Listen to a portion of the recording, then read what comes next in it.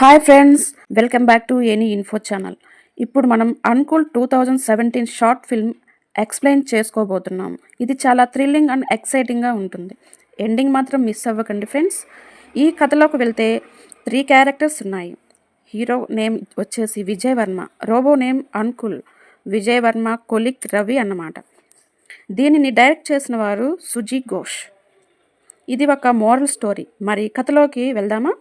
ఈ సినిమా భవిష్యత్తులో చోటు చేసుకునే ఒక ఆశ్చర్యకరమైన కథను చెబుతుంది.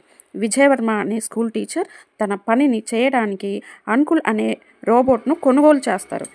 ఈ రోబోట్ మానవుల్లాగా ఆలోచించి మంచి చెడులను వేరు చేసే శక్తిని కలిగి ఉంటుంది.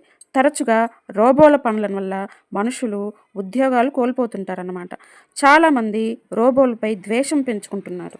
విజయ్ కొలిక్ రాజు కూడా రోబోల వల్ల ఉద్యోగం కోల్పోయిన వ్యక్తులలో ఒకరన్నమాట. ఈ కారణంగా అతను అన్కుల్ను ద్వేషించడం మొదలు పెడతాడు. ఒకరోజు ఆ ద్వేషం కోపంగా మారి విజయ్పై దాడికి తెగబడతాడు. కానీ అన్కుల్ ఎవరైనా తప్పు చేస్తే శిక్ష తప్పదు అని నిబంధన ప్రకారం రవిని చంపేస్తుంది. మోరల్ వచ్చేసి న్యాయంగా ధర్మంగా వ్యవహరించాలి. తప్పు చేస్తే శిక్ష అనివార్యం. సాంకేతికతను ద్వేషించడం కాకుండా దాన్ని సరైన విధంగా ఉపయోగించుకోవాలి.